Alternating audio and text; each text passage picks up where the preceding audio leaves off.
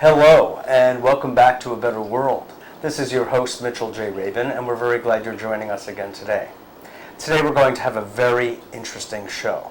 We have with us Keith Wendell, who is the inventor of a device that has been used for healing, for energy balancing, for wound healing, and for a series of other kinds of problems that ordinary Western medicine has not really been able to shake a stick at.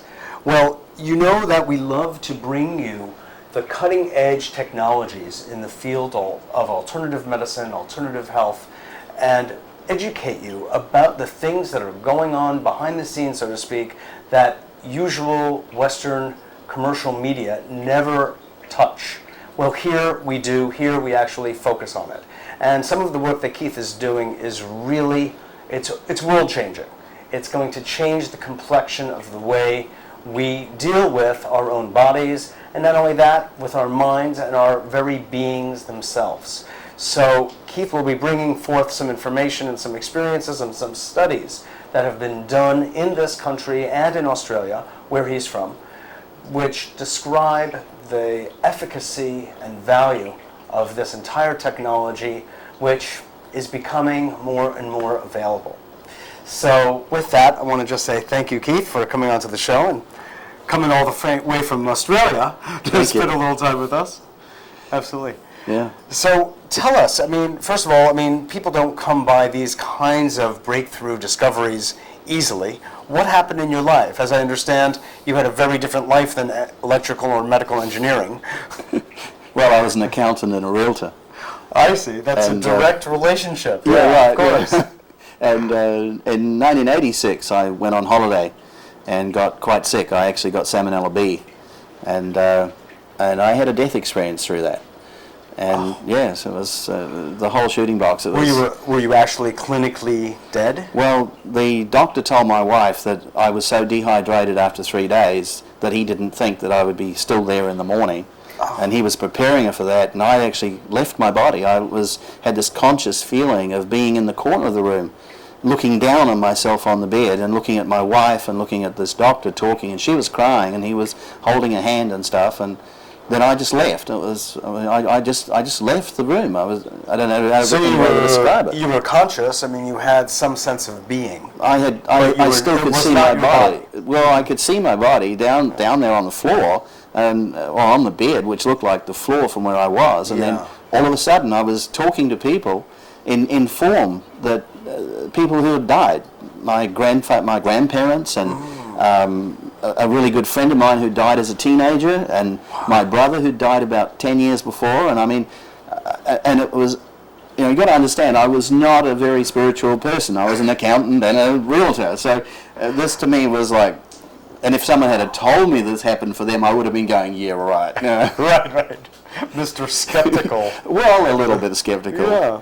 And I continued. But it was as real as anything to you. Oh, it was so real. It was. It wasn't frightening. It was just peaceful. And as I continued moving, it was like there were lights and there were colours and there were movement, and it looked like a tunnel. It looked like a vortex. It looked like all these greys and blues becoming more and more light. And then all of a sudden, I was surrounded by things that floated in the air. They didn't have a feature or a form like the previous people that I'd met, that I'd known had.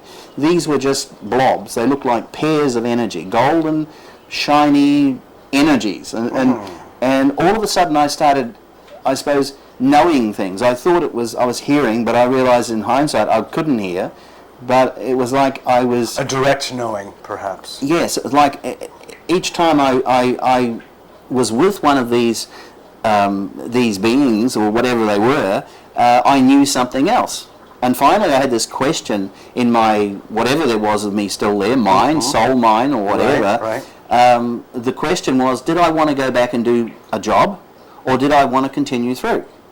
And being an Australian and a worker and an accountant and a realtor, I said, well, yeah, I'll go back and do the job. What is it? They said, you don't have to be concerned about what it is.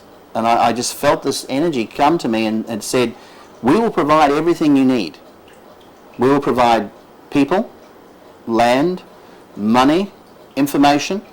You just have to provide the push, the energy in the body.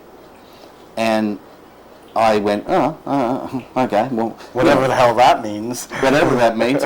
And within seconds, I sat up in bed where I was. And I was back in my body. The doctor and my wife turned around, there were just total shocked expressions on their face. I mean, my wife was like, she'd seen a ghost. I mean, and I said, she told me afterwards that I said, hey, you better make sure that we get a call in time to get on the plane in the morning. And so the doctor's like, stunned expression on his face, and I just then laid back down again and went to sleep. I was totally bathed in perspiration. The bed was soaking. I didn't know it before, but then I felt it. It was like, all of a sudden I could feel this. Your sensory apparatus got awakened. Yeah, and Julie, a couple of hours later, like it was 4 a.m. in the morning, I think, and a couple of hours later I was awake again. I just woke up and went and showered and got dressed, and we went to the plane. I got on the plane and they quarantined the plane at the other end. I mean, I sat down and they immediately started coming and covering me up with blankets, and they had an ambulance meet the plane, and they quarantined it and sprayed it and did all sorts of things. Took me to hospital, sent me home in a couple of days. They can't do anything for you. You've got Salmonella B, there's no doubt about that, and so go home. Later on they told me that there was only 2 other people that had it in New Zealand, and that I was living in New Zealand at the time. Yeah. And one of them had died, and the other one was in a mental home because he had no brain function at all. And there was me. And so for the next 4 months... That doesn't sound so hopeful. Well, I didn't know, you see. If I had have known, I think my belief system would have been totally different, and I would have expected to die. But no one told me, you'll die from this. So what happened? Well, I had hallucinations, were the words I used then. Yeah. And I literally laid there and perspired for 3 or 4 months. I was tested every second day. I used to have to leave whatever came out of my body in a jar at the front door, and they would come and pick it up and go away and test it. Oh my. And all I could keep in my body for any length of time was glucose. And so and that sometimes for seconds, and it was the most horrifying experience. And if I had known what I was going to go through, I think I might have chosen to just keep going. But I lost over 100 pounds in weight, and I was just a skeleton at the end of it. But after about 2 months, I started to get to the point of maybe being able to hold food or hold this glucose for a short time. Then I remember getting very confident around the 4-month mark and try to eat some food. That was a bit of a remission downwards. And I couldn't even watch television for 10 minutes. My eyes would water. I couldn't read. I just literally lay there and dreamt.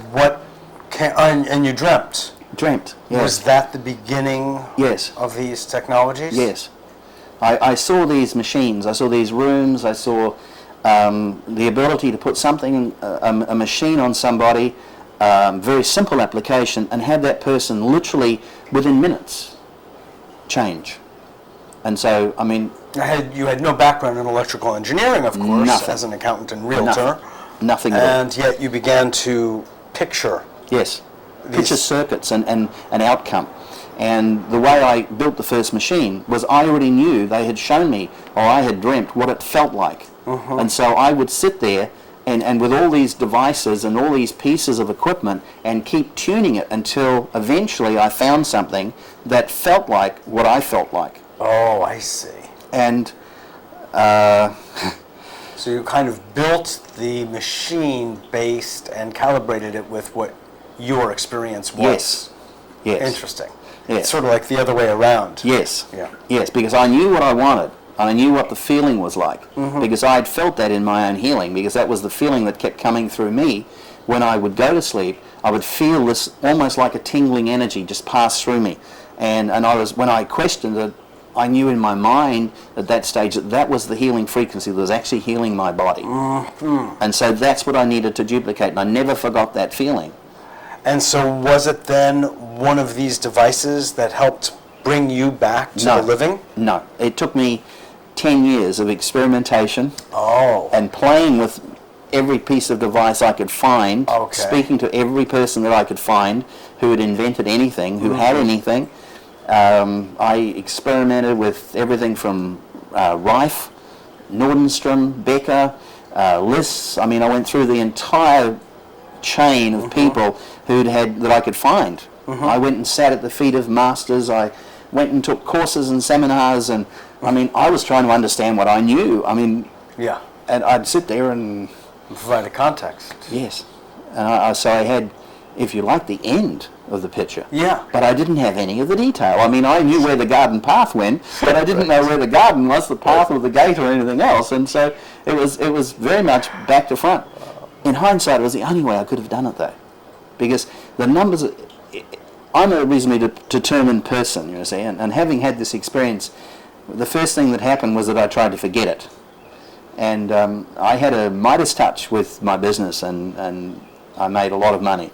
And luckily I made a lot of money, because after I had this experience, I didn't make a lot of money anymore. I see. Right. I could make enough to get by, and if I needed anything from a piece of equipment or something, the money would always appear.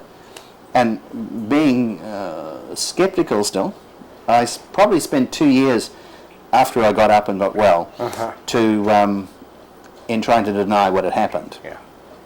And it wasn't to be. I mean, literally everything was peeling away. My wife couldn't handle the new me. We got divorced, and I started doing all these courses and seminars and terrified people.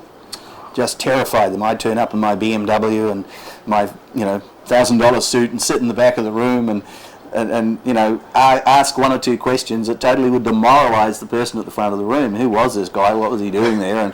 And I thought, I had no concept of, and I wasn't a touchy-feely person at all. I mean, first time someone came and give me a hug, I just about left the room. That was a guy that was, women could come and hug me all they like. I mean, that was wonderful, and I'd take that all day, but totally from the wrong context. For me, it wasn't a hug, it was a lot more than a hug. Right. And when a guy came up to me to give me a hug, I thought, whoa, I'm out of here.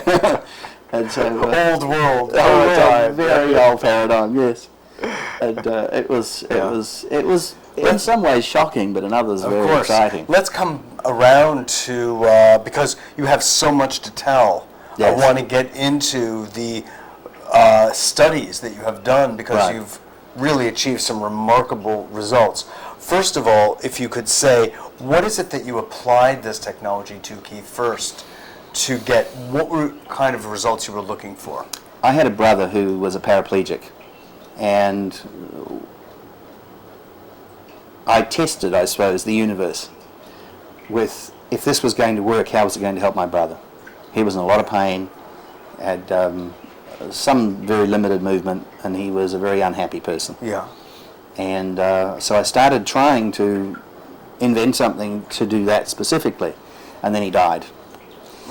And I just about threw it away then, I can tell you. I went travelling. There was a physicist in Britain that I wanted to speak to who had some crazy ideas, and I went to Britain for 2 years and spent 2 years waiting to meet this person, and finally did, and he filled in one of the gaps for me.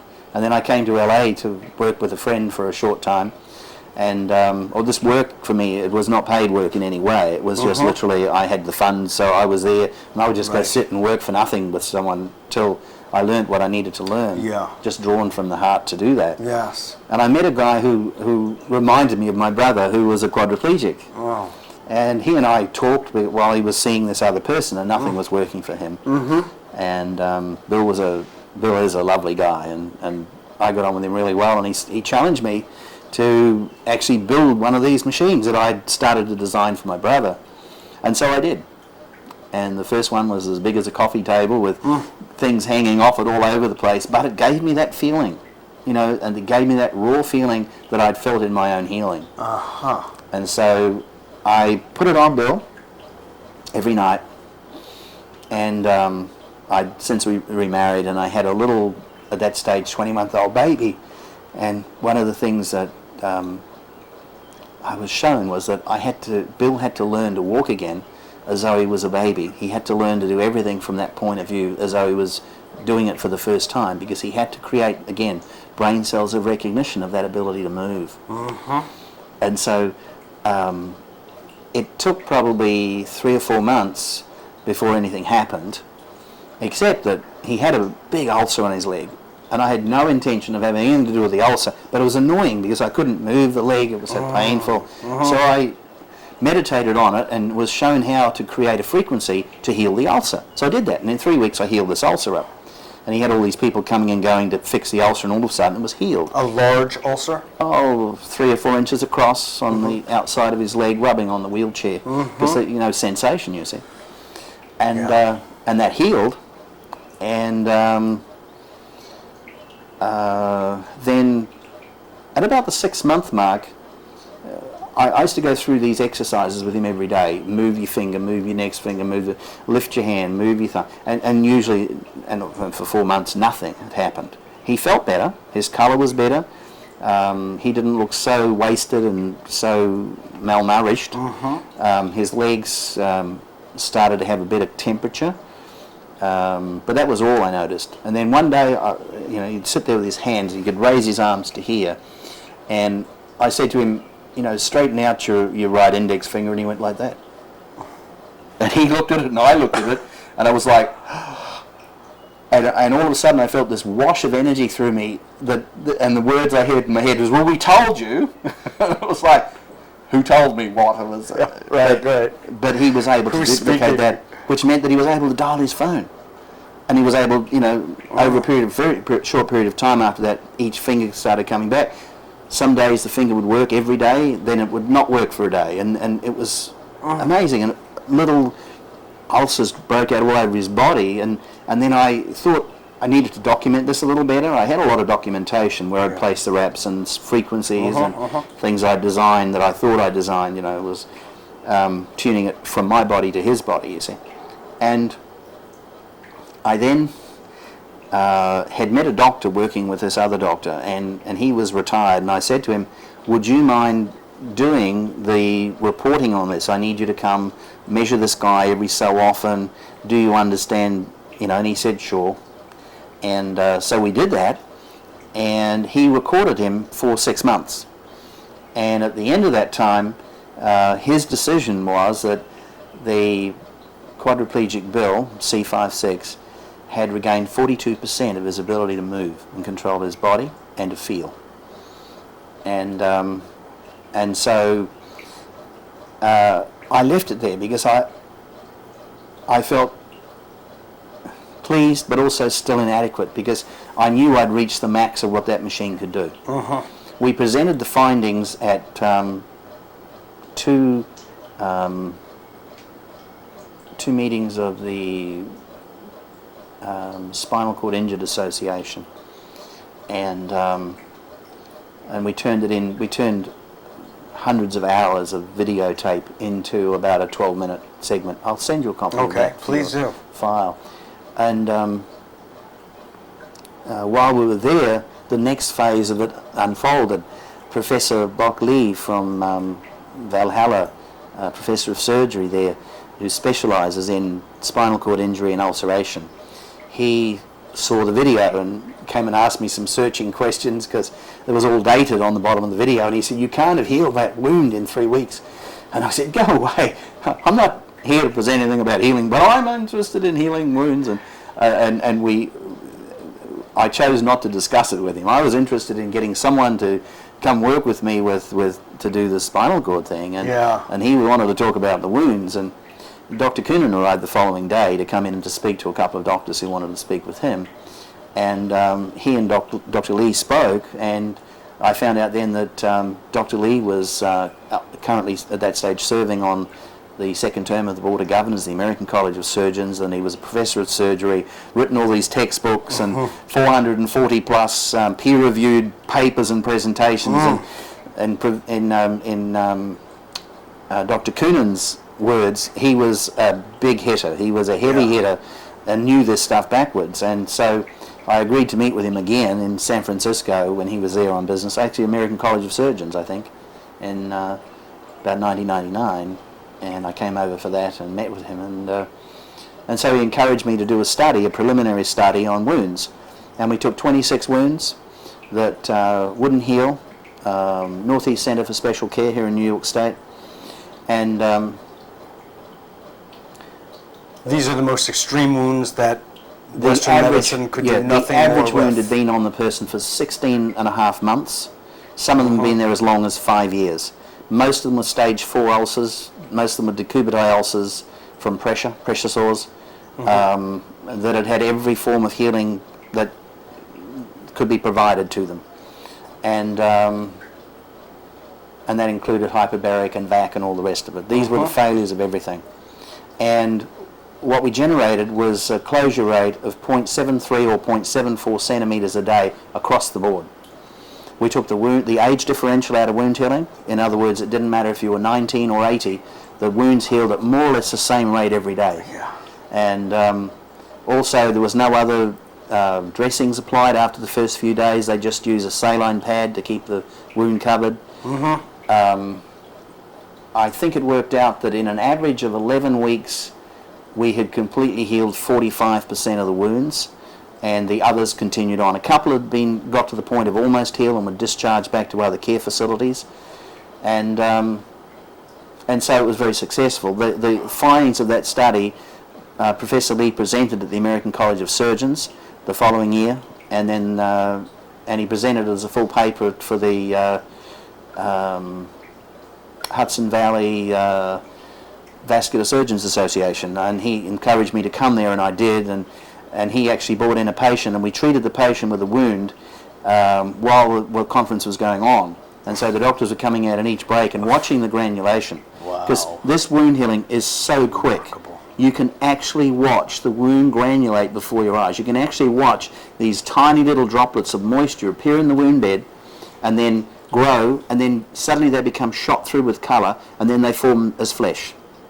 And then another droplet appears. And this is happening from among, this is the smallest, of course, of the devices. Yes. But of the 4 or so that you have. Yes, this is the clinician's machine. The clinician's and model. Yes, and that one now, the clinician's machine is approved in Australia. It's registered with the TGA in Australia. Which is the equivalent of our FDA. Yes, as a wound healing device and a pain relief device. We found out the pain application with wounds there at the study because we had this young guy, only 19, paraplegic, somebody being shot in the back here in New York. And he had 5 major decubital ulcers and nothing had worked. And he was in so much pain that they had to medicate him, and then he would remove his own dressing so they could change the dressings. And I'd spoken to him the day before and interviewed him as part of the study. And I said to him that before they took the dressings off the following morning, I'd like to put the machine on to see what it did from a pain relief point of view to see if... And so I put it on and I said, you tell me when you've got no pain. And he said, I always have pain. He was Hispanic, nice young guy, and but in pain. I mean, really in pain, almost grey with pain. And we put it on, and in 5 minutes he opened his eyes and looked totally shocked and said, I've got no pain, I've got no pain. And so they removed it, and it moved on to healing. It's extraordinary. So that's the clinician's machine. I then designed a machine for people to take home, that their clinician could give them to take home and use. Yes. A bigger machine than this. This is really for stress relief and for meditation. And as you know, you meditated with it, you know what it feels like. Exactly. But I designed this small machine to add to it. You're getting me excited at the thought of it. Yes. Well, we might talk about that. Yes. But and so those 2 machines, that was also now approved with the TGA in Australia, and we found that it has another wonderful effect. It seems to regenerate and rejuvenate the skin. It makes the skin look really young. I see. So we have a Cosmo version of it for cosmetic use, which we're currently developing. Anti-aging, yet again, yes.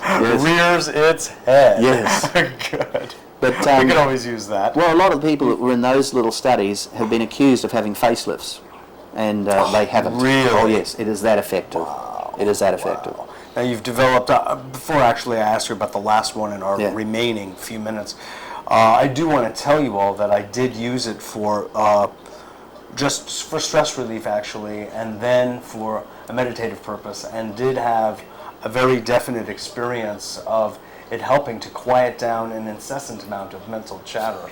And literally in minutes, I went from an ordinary state into one of very deep meditation, where thoughts were having trouble working their way through the general deep state. That's what happened. Yes. Wow. Yes. And then, of course, I had the thought Yes. that this is incredible for practitioners. Yes. That people could use this Oh, yes. to help access a state. Yes. Much more than a biofeedback device Yes. that I've used in the past. We have a surgeon down in Florida who's doing a study right now with a big machine who uses one of these all day. He says he doesn't have stress anymore.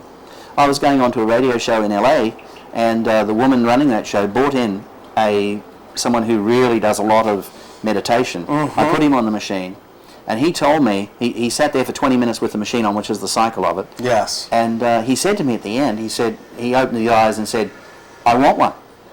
Yeah. And I said, and the woman, Lisa, said, "Why? Is it any good?" He said, "I reached a state of meditation in 2 minutes that normally takes me a 2-week Vipassana to reach." He said, "I've got to have one of these." And this is a man who teaches meditation. And I mean, he sent me many people since. They keep ringing me up in Australia wanting a machine. So amazing. Yeah. Well, this has been wonderful to have you. We have but touched the surface. I know that. Yes. And so we will invite you back Thank to you. go the next step. And in fact, one of your next steps is a unit that you developed called the Body Song, which involves the recording of frequencies of the different organs of the body, harmonizing them, and basically feeding it back to the body. Yes. So this is a phenomenal breakthrough again. Yes. That let me say this. This may sound funny, but I'm glad you died. I'm glad you came Thank you back. very much. Yeah, right. And I'm glad you came back. Thank you. Really, this is really profound, and I really appreciate your commitment and work to this. You're welcome. Thanks so much. Absolutely. Well, I hope you enjoyed that as much as I did. It's a major learning experience for me, and there will be more information available for this for you. So feel free to get in touch with me. My name is Mitchell J. Rabin for A Better World, and we look forward to seeing you next week.